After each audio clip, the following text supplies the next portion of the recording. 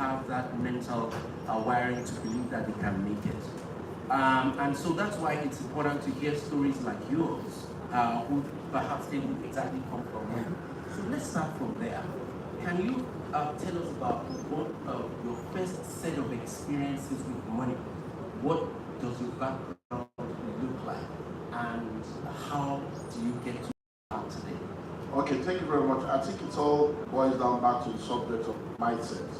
I'm the firstborn in a family of 8, 5 biological, 2 adopted, 1 away match.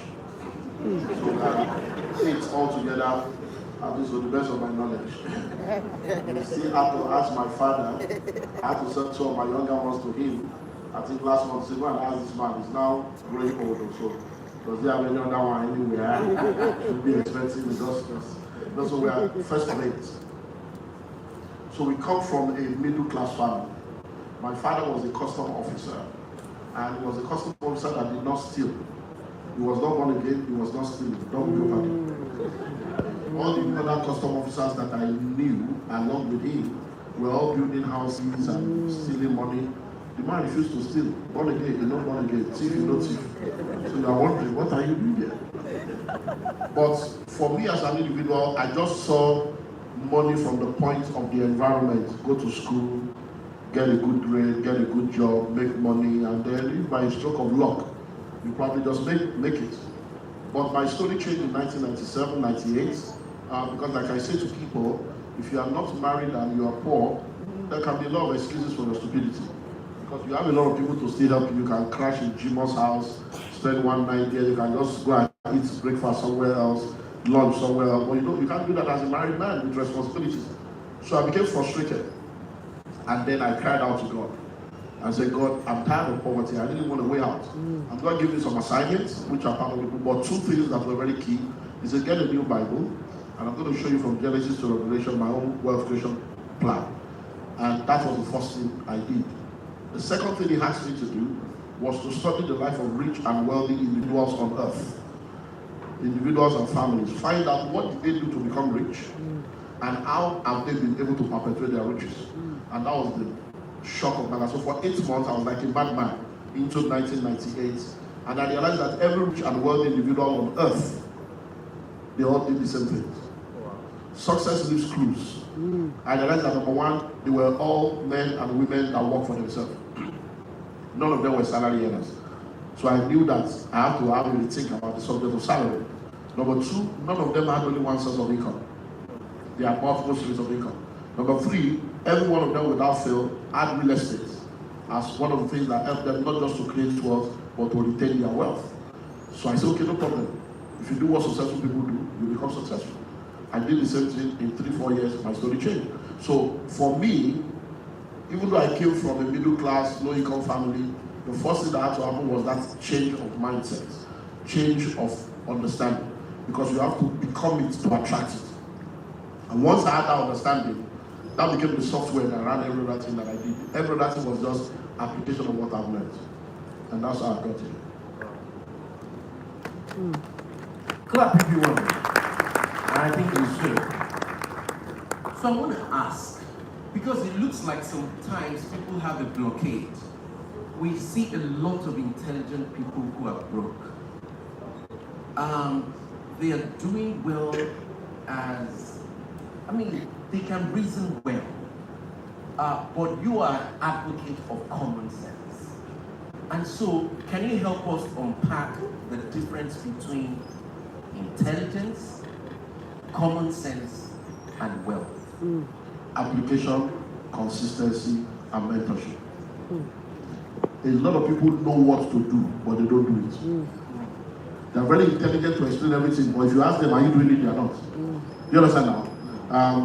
There was a program that took place somewhere on the African continent recently, and the president of the country was on the panel, and they asked the president of the country a question, and in answering the question, he said that all the African continents can come together, work together, do commodity together, and this and that. And then they asked him, so why didn't you start it? He stopped. He doesn't have anything to say. When you go online or you go to when you go to, you listen to radio programs, morning or evening, we have a lot of all these phone-in programs. And you realize that every time there is a topic, when people come, hello, my name is John, what do you have to say? That's the problem. All these people, everybody's complaining. So what do you think will be done? That's the problem. And that's not new. When you go to the FRA, Free Readers Association, at the vendor stand of newspaper, you see people, they're very intelligent people. They are all postulating to it, but they don't do it. Go onto social media, you see a lot of stupid people talking with 200 naira airtime. Put a program online now and say, money matters. Put date, time, and venue. Put it there. The first thing comments you read is when. Where is the venue? You don't even have enough brain to read what they are saying. So the problem is number one, action. A lot of people are very intelligent, but they are not doers. Number two is consistency. That you have done it and it did not work does not mean you should stop doing it. Whatever is right, keep doing what is right. When it is working, when it is not working, until it begins to work. And number three is mentorship. So you see a lot of people, they will tell you, don't listen to all these people, all these motivational speakers. I started to acquire, I tried it, it does not work. Now listen, I've been in full-time ministry by October 1937 years in full-time ministry. I've pastored the same church for 31 years. As I am today, there are still 4 people in my church tomorrow. Because everything you say, after you are finished, they want to come and collect money after service. All those things you are saying is not for them. They are not ready to do, they are not ready to be consistent, and they don't have mentorship. So when you see a lot of people, let me say this.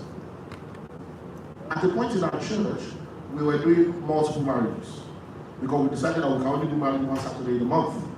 So sometimes we do 3 marriages. So years ago, we did 3 marriages one Saturday in August. 1 year later, 2 of the people had already gotten pregnant and they had a child. One of that couple did not have a child for 18 years. Wow. And I looked at them face to face every Sunday. 18 years later, they had twins. Now, what do you do to have a child? Consistently have sex with your partner, you will have a child. That's the principle. Sexual intercourse between husband and wife is the principle for pregnancy. But they did it for 18 years and they didn't have a child. Is it because sex does not produce child anymore? No. So sex is not a scam. The reason why the sex did not work for them is because there were other underlying factors that was not allowing the principle to work.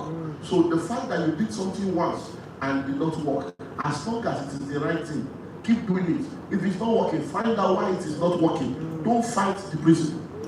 So people are fighting principles. Just because you did it, people say it's a lie. This one is a scam. That's why it's a scam. After 10 years, you'll still be a pessimist, but nothing will change.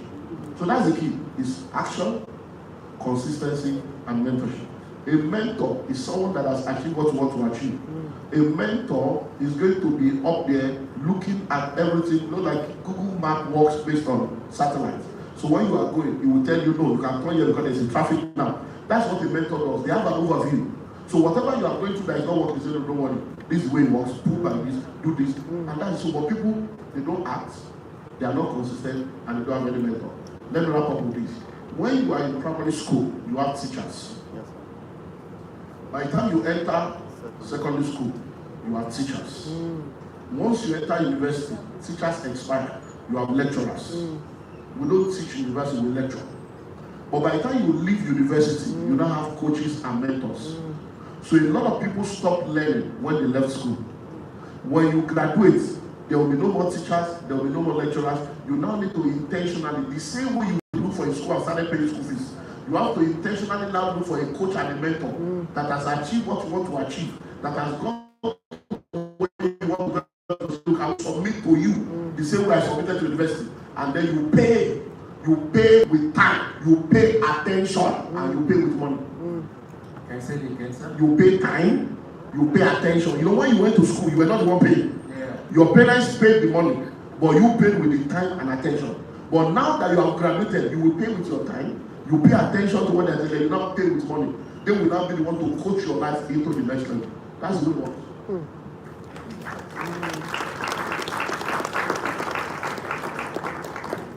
there is an evil we see in the world. There are a lot of people who are high income earners, but it looks like even though they have an opportunity by that high income to be rich, they are unable to. What are you've been doing this for years, helping people to leapfrog and change. What are the common errors you see that people who regularly earn and they expected to be able to make something of it and they don't? It's simple. They don't have financial intelligence. That's all. Now, see, there's what we call the wealth pyramid. In the wealth pyramid, the people at the middle, they are the people you are mentioning right now. Because at the bottom of the pyramid, we have those that are in financial crisis. Then we have those that are financial instability. Then we have those that are financially stable. Now, those are financially stable are people that have a good job. By virtue of the job, they have profit sharing, target bonus, they have all kinds of stuff. They have official house, traveling, they have savings, they have a house of their own, their children are in private school, they travel abroad and all those stuff. But you see, the missing link is that everything they have comes from the money they make by exchanging their time and energy for money. So they are working for money. Money is not working for them. That's the mistake. They don't have financial intelligence. They don't know. They don't know that they don't know. They don't want to know. They are very arrogant because there are many people that are looking up to them, but they have nothing to look up to. So what you see is that man is working, is making 3.5 million a month, 5 million a month.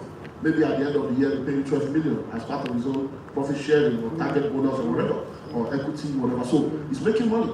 But that money he's making is because he's working in that company.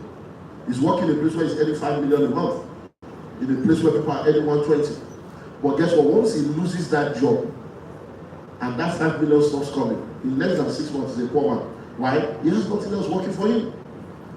So that's the problem. So instead of them to use that, and that's what we're talking about, creating wealth as a career person. That time that you are making that 3 million, 5 million a month, you are supposed to apply those things I spoke to about managing money. Live on a budget, delay gratification, and then set money aside for investment. So if while you are working, you make up your mind that every year I'm going to buy a land banking, every 3 to 5 years I'm going to buy a house. It means that if you work for 25 years, you're going to have 5 houses and 25 plots of land. So even if you lose your job, that house has become an asset that is producing cash flow. That will keep you going because your time is limited, your energy is limited. And many of the things you call a job, you are not in control. I have friends that all grew up together. When I started real estate, I always share this story because it's a painful one. When I started real estate and I realized the power of real estate, I'm like, Kai, all these my friends in bank, let me talk to them, let them bring money. Since I have integrity and I know the secret, let them bring money, let's put money. I spoke to many of them, not one of them, not one. Say, all those bush land, no. I said, no, I've discovered land banking. In the next 20 years, in the next 50 years, 20 years was like, what are you talking about? One of them was a regional manager in one of the top banks. This guy, I will call him, I will talk to him. The guy did not do anything. He said, no, even if you want to buy land, he said, Leke, phase one. He was calling because he starts from somewhere. The guy did not listen. One year, I spoke to him. He told me that, I said, what if you lose your job? He said, back there.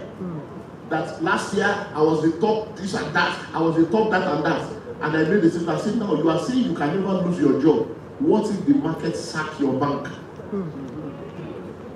He said, it's not possible. The next year, bank consolidation. That bank is no more today. The day he lost his job and came to my office, he was crying downstairs. Why was he crying? After all the good things he has done, they let him go and they gave him, was it 24 million or so?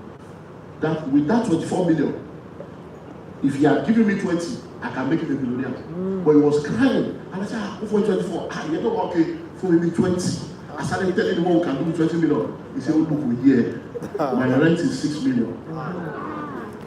So by the time we pay rent for 2 years, 12 million is gone. His children are in schools that he cannot afford. When the guy was in my office crying, what he was crying about was not even the loss of the job. He was calling the name of his wife. Bimbo my familiar. That's not wife's name. Bimbo my familiar. Bimbo the Gia. He was crying because he said, many of you think you have a wife. You don't have a wife. You have a knife. The only reason why you think you are married is because you can afford to pay the bills. Wait until there's no money. You know whether you have a wife or not. And guess what? By the time he got back home, Bimbo said, so what's the plan? The Bimbo still left him with 2 children, left for America. The guy is sick. We just married 2 years ago. His life is out of order. So that is their problem. They don't understand financial intelligence. They are exchanging time and energy for money instead of making money work for them. That's it. Wow.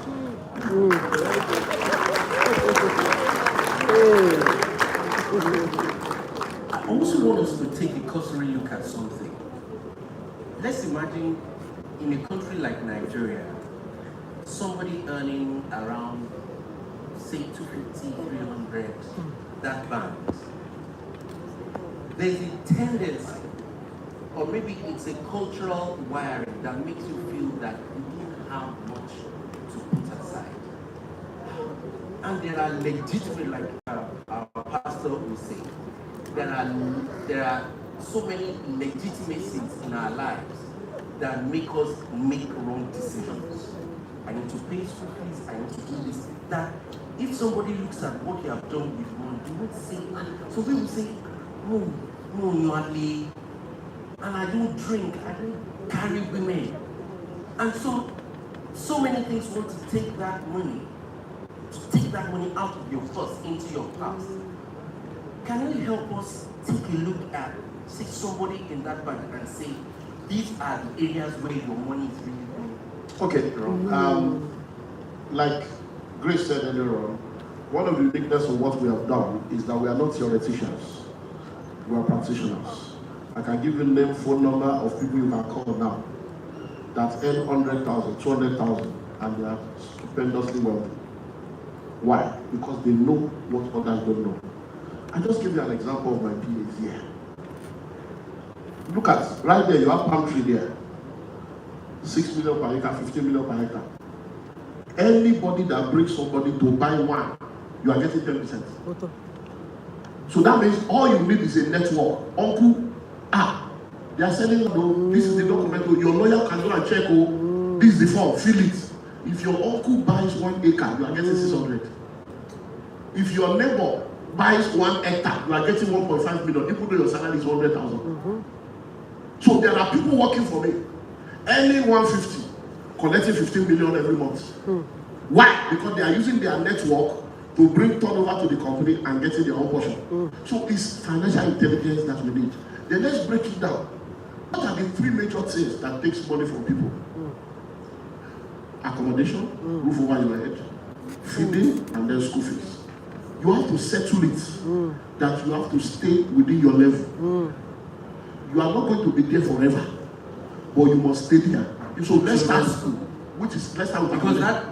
Let's start with accommodation. You are a man and a woman with 1 child. What are you doing in a 2-bedroom? What are you doing in a 3-bedroom? What are you doing in a high-brow area that you cannot pay for? Any rent you need help to pay is too expensive. Any rent you need prayer fund to pay is too expensive. Find a location that is suitable to your income. So people need to leave Lagos and relocate to the States. And they can still become wealthy. Life and direct. Because technology eliminates villages. You can do transfer from anywhere. You can be a Wi-Fi from anywhere. So all this Lagos is a olden days mindset. Just like Ekolowa. No, that's olden days theory. You can be anywhere. So number 1 is to look for accommodation that works for you. You can do fractional ownership. You can have a 3-bedroom apartment. 1 room is your own. One of my houses in the UK is a 3-bedroom with the penthouse. The penthouse is there. I stay there with my family once in a while. Want to stay in the place. But we rented 1 room out, room by room. Each of those rooms are being rented by families. In Lagos today, I have children that are doing that all over. So you don't need to have a whole house or if it's only 1 room you can have. Parlor will be our general parlor. Kitchen will be our general kitchen. It is still better than tenement face me and face you. Do you understand? So find the accommodation that works for you. There are people in Lagos living under the bridge, they did not die. They are living in wooden houses, they did not die. Start from somewhere. Number 2, feeding. He said, I have to eat 3 square meals. Is 3 a square or a triangle? Where do you have the idea that you must eat 3? If it's only 1 you can eat, square it. Because you don't live to eat, you eat to live. That's right. Even those that are not hungry will be telling you, where's my lunch? Are you hungry? So you look at your expenses and you cut it down. Eat what you can eat. Some of you are eating meat, you don't need meat. When we were growing up, there are different kinds of food that we ate that brought us to where we are. There is what we call ilala-sipo, concussion. So that one, you will now cut the okra big. The okra will look like meat. Psychological. Then when you want to do, rice, we do concussion. You just mix atagugu and you can get some shower, just put it and then cut promotion, so. Just give yourself psychological relief. And then you can do kokere, you get beans. One for this, you let the water of the beans be more, you now put garlic inside. If you now soak it, by the time you take like 4 spoons, you now drink 2 pure water. If you now enlarge inside you. But we are here today. You understand now? Then we now go to school. Please, I beg you. Who told you your children must go to school?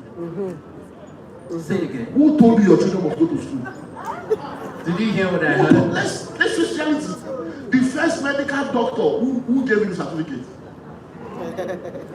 The first lawyer who certified the first lawyer? The first accountant who was his own lecturer? Everything you are embracing today, somebody started it. So the first thing you need to do is to understand the main education that anybody needs is good home training and having an understanding of the way the world works. If your children can go through elementary school, they are good. Once they finish primary school like this, as a parent, your responsibility is to discover their giftings and talent and potential. By the time they are supposed to be going to secondary school, look for what their talent is and push them in that direction. So if that your young boy is finishing school at the age of 12, 13, and you realize that, okay, I may not be able to do secondary school, can he go and learn a trade? Can he go and learn something? If it's fashion, can he go to fashion school? If it's electronic, can he go to electronic school? Okay, let's say he has even finished secondary school. Do you know that right now, POP, tiling, electrical, plumbing, these guys are doing millions. And there are people that went to school, nothing. School is not a scam, but the curriculum is a scam. Because most of what they are teaching you, 80% of what you learn in school is useless when you graduate. The world that existed when you went to school, that world will not exist when you finish school. So instead of carrying your children, you want to go to school, and many of you are in private school. If the school fees you are paying for your children, you need fasting and prayer to pay, the school fees is too expensive. And you start with all this general civic kindergarten. There is homeschooling, there are so many things you do. And I've mentioned this thing. You are married to a man, 2 of you are married. All the work you are doing, you now carry like 50% of that money to pay rent, another 30% to pay school fees. So 80% of your income is going on 2 items. Why can't somebody stay at home and homeschool the child? Why not? Whether husband or wife, and let the person whose career can bring more income face that one. Because see, there are things we need to rethink. Because at the end of the day, they go to school, they graduate, they don't have a job. They now go and do master, they become master over nothing.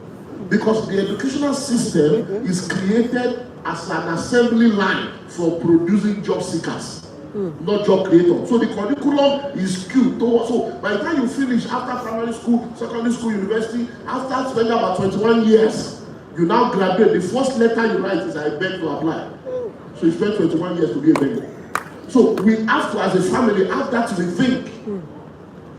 And then it will help us to know how to manage all the things we have. And no matter what, even if you are doing 250, 150, once you know how to make more money, you'll be amazed. Like I give you an example now, at how you can make more money than that 150 or that 250 that you're making.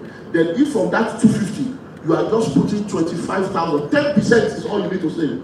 If you are saving 10% of your income, because our grandparents and those that have come before us, they didn't go to school. You know, in Lagos now, the illiterates are the landlord, the educated ones are the tenants. They didn't go to school, but they have financial intelligence, they have common sense. They knew that this money I'm making, go to the market, go to my 12 here, go to Ujui, go to Mushi. There are people that are not earning as much as you earn. They don't have the kind of education you have, but they understand this law. Every day, one that job, 1,000 a day, 2,000 a day. At the end of the month, the guy collecting the 1,000 will come, they are supposed to collect 31. The guy will collect 10% and give them 27. That 27, they will not spend it. They have another Esusu that they are doing 2020 or 25. So as they are collecting that 27 on that 25, that 25 in 10 months come and go to 50. As they are collecting that 250, they are not spending. They are either using it to pay school fees for their child, or they are using it to make a deposit for a land in the village that they are using to farm tomato or farm cucumber. So these are how people do. You just come here wearing suit and tie, ignorant people, proud and arrogant. You are poor and proud. Don't go property. Look at this meeting now, they will not come. But if we are calling phone number now, we are calling all of them, they will hear everybody be falling and breaking chair. It is well.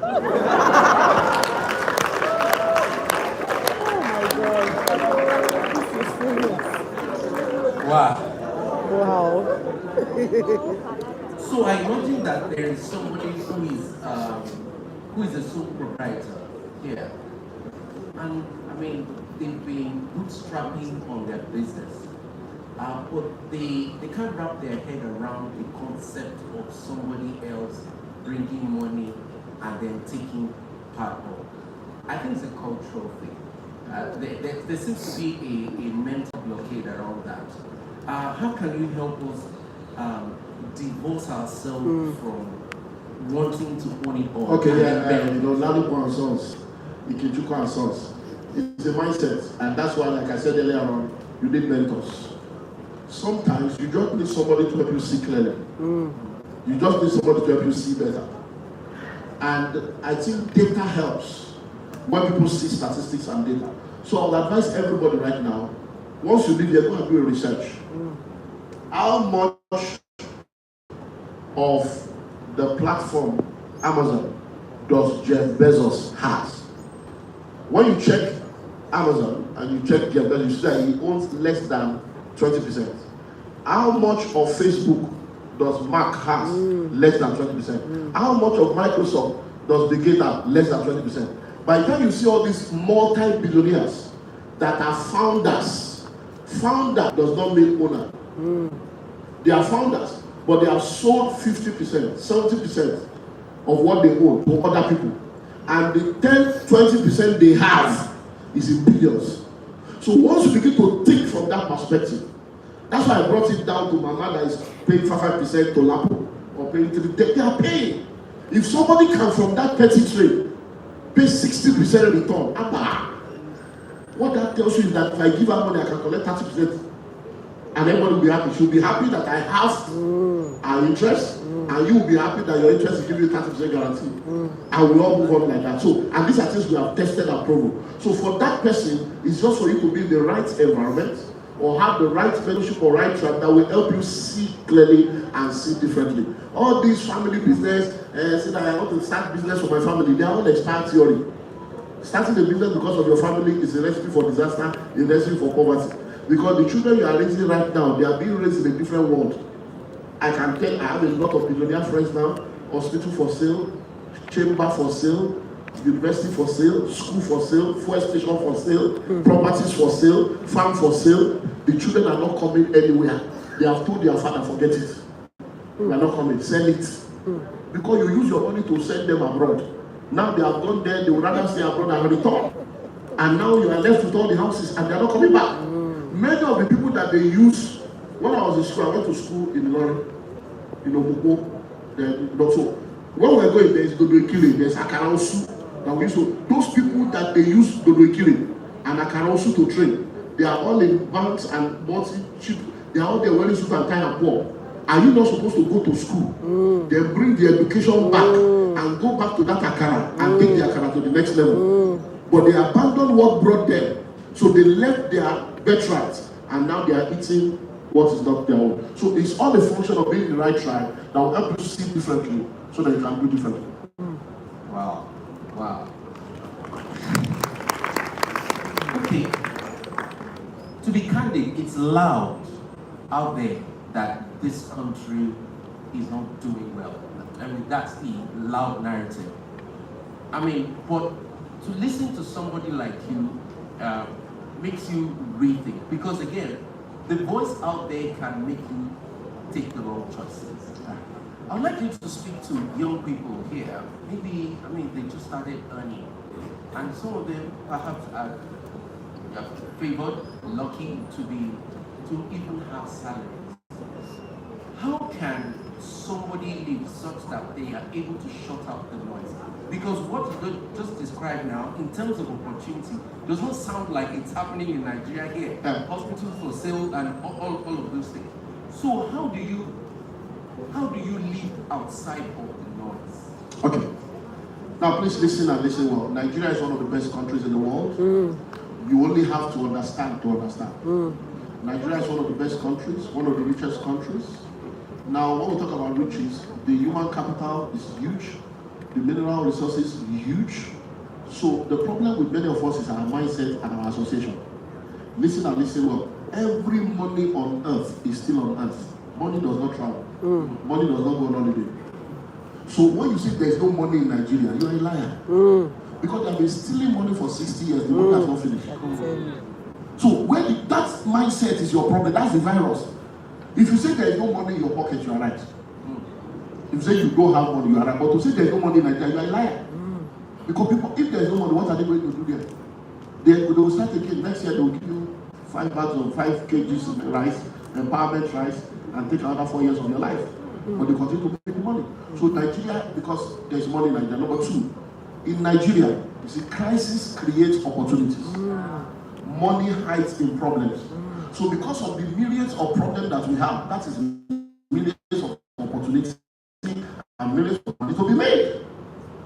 So once you understand that, it will go a long way in helping you. But if you think that the grass is greener on the other side, it's synthetic fiber.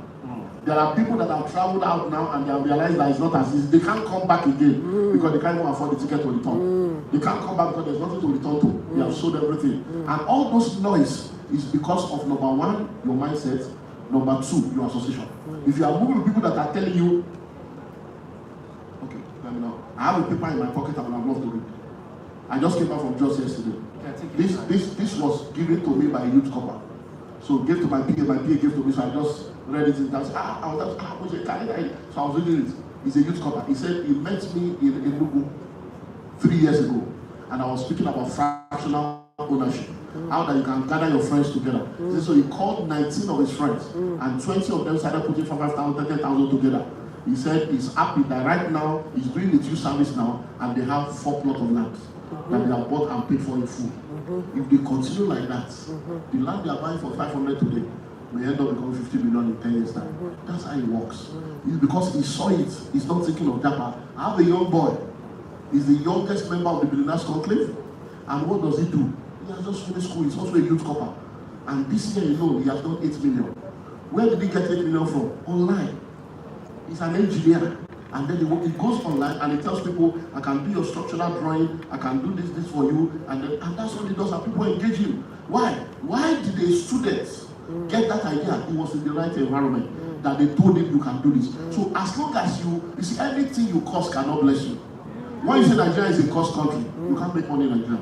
When you say Nigeria is a useless country, you can't make money in Nigeria. So as long as you keep joining people to cost Nigeria, Nigeria cannot work for you. And you cannot convince me otherwise.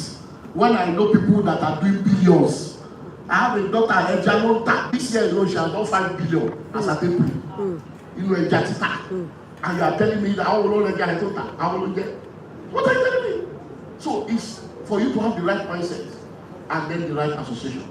So that no matter where you are, you begin to find out where are the problems that I can solve. What is value? Answering questions, meeting needs, and solving problems. Most of the things people are complaining about, if one person can just take responsibility to solve the problem, you will become richer than the other people. That's all. So please stop looking at Nigeria from the lens of all the noise. Shut the noise with the right mindset, get information, read books, and then have the right association. Because all this is my background. You don't no. You can't use your background as an excuse once you are 18 years old. Once you are 18, you have become the background. By the time you give birth to your first child, you are now an ancestor.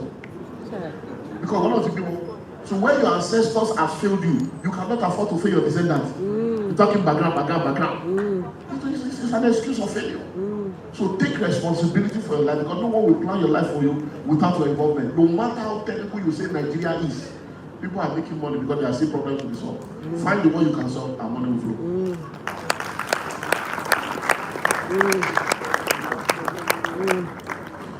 Before we move to the next, I want to ask a very pivotal question. I mean, you help entrepreneurs across industries, and here we're in the world of AI. What is your overarching perception about AI? And I want you to talk to young people here. What is that important thing about AI that they must have in mind to be able to leverage it appropriately? In 1999, as we were moving towards year 2000, we went through what is called the Y2K bug. Oh, Y2K, they say, oh, 000, the world will come to an end, everything will reset, oh, you must learn computer, you must learn. So we went to learn desktop publishing, we learned everything because we wanted to be Y2K compliant. After a while, they say, oh, it's WhatsApp, you must know how to type, oh, you must know how to do it. So listen to me. The first thing you must understand is that AI is not coming to take over anybody's job. AI is not coming to take over anybody's business. But those who know how to use AI will take over your job and take over your business. Because AI is working based on what somebody has programmed it to do. So you must learn to use AI. So as we move forward, we are moving more into the technological age. So everything you do in brick and mortar, take it online. Take it into the e-commerce level. Take it into the technology level and look for AI tools that will help you to leverage and automate them. And that's the future. When I came here today now, I brought physical book. I brought USB. So that if you don't want the physical one, you take the USB one, you download the PDF, you listen to the MP3. And I told you there's a university online. If you don't want physical, you go online. That's the way it works. So whether it's physical, USB or online, we are using technology. When you go online now, there are AI, Olumide Emmanuel. So I'm talking now. Now there are versions of me online that is an AI version, teaching. When you go online now, when I'm speaking in English, AI takes my words, changes it to 15 other languages. So as I'm popular in Nigeria, I'm popular in nations of the world. The same thing you are hearing me say in English, AI is translating it to 15 other languages. And they are inviting me all over those countries to come to them. But I'm in Nigeria here. That's what you do. You use AI as a technology to enhance whatever you are doing. Because the word system, SYSTEM, means save yourself time, energy, and money. So whatever will save you time, energy, and money is what you should be doing. That's the system. So AI is a system. Find out what is taking my time, what is taking my energy, what is taking my money. Look for the tool that will help you to do that, and you have the leverage. Thank you. Money is spiritual. And we've heard so many things from so many speakers here today, and even people all over. I want to ask a question about, at what point does an entrepreneur pay tithe? Do you tithe your business revenue, or you tithe your own salary from what your business pays you? Okay, now there is a difference between personal income and corporate income. So as an entrepreneur and a kingdom man, you have to recognize that you are separate from the business. So we advise every kingdom entrepreneur must earn a salary. You must have something you earn every month. The fact that you are the owner of the company does not mean you should not begin to spend it now, because you should be thinking of building a company that will outlive you. And without corporate governance and proper system and structure, you are running a family business, not a sustainable business. A survival mindset cannot build a transgenerational business. So you earn a salary, you have bonuses or whatever that comes to you. That is your personal income. You tithe from that. So for your personal income, everything you get, you tithe from that gross personal income. Now, for your business, you don't tithe from your gross income. You tithe from your profits. Now, Grace was trying to explain that earlier on when she said you buy for 10,000, you sell for 15,000. Turnover is not profit. That's why a lot of people get into problem. Turnover is vanity. The only sanity is profit. Come on. So you can be having turnover and you are still poor. Why? Because by the time you buy for 10,000, you sell for 15,000. You have not factored in taxes. You have not factored in your rent. You have not factored in salaries. You have not factored in your overhead costs. You have not factored in storage. You have not factored in cost of repurchasing and all this stuff. So at the end of the day, you are supposed to have sold that thing you bought for 10,000. You are supposed to have sold it for 30,000. But by selling it for 15,000, you are already in debt. But cash flow is coming in. So in a company, you must know what your turnover is. Then you must know what your overhead is. Then when you separate your overhead, whatever is now left, that's where you tithe. That is called a corporate tithe. That's different from your personal tithe. So if you are a Christian that owns a business, you may not be able to tithe every month. Your tithe may be once a year. After you have done your annual income, you now look at this is the income for the year, you now tithe.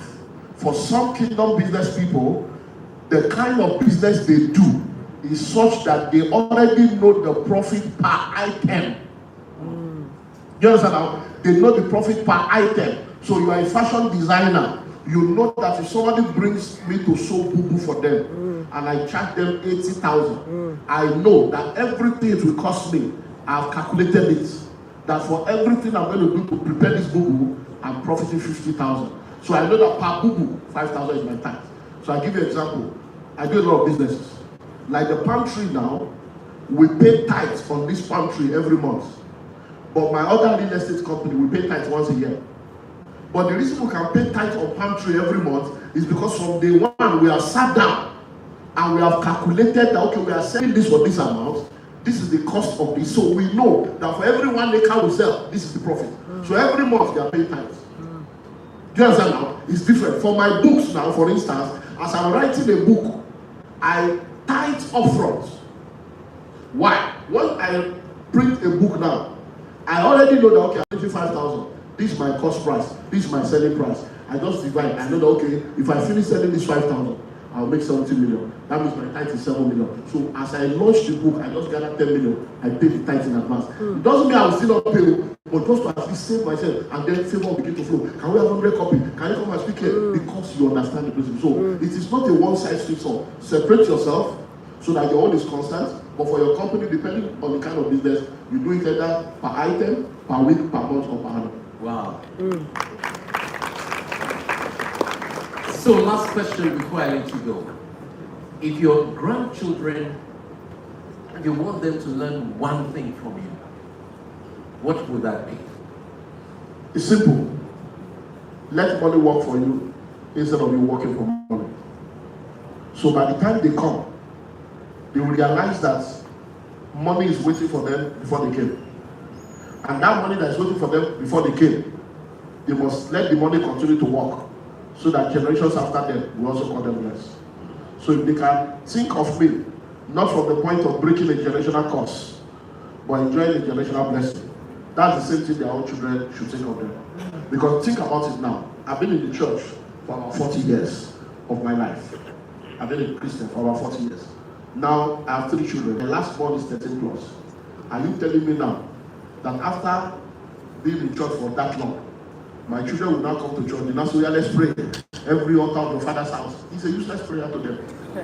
Because I am the altar. And I'm not an evil altar. I have cleared the roof. So the prayer I pray, they shouldn't be praying. That kind of useless prayer. The prayer they should be praying is, Lord, give me this mountain.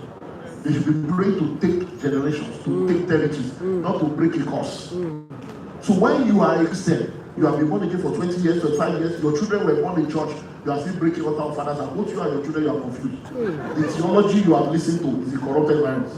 Because which curse are you breaking that you couldn't break for 25 years, and your children still came to inherit it? It's time to move from generational curse to generational blessing. Thank you. Ladies and gentlemen, put it together for Dr. Olumide Emmanuel. Thank you very much, sir. Please, choreographers.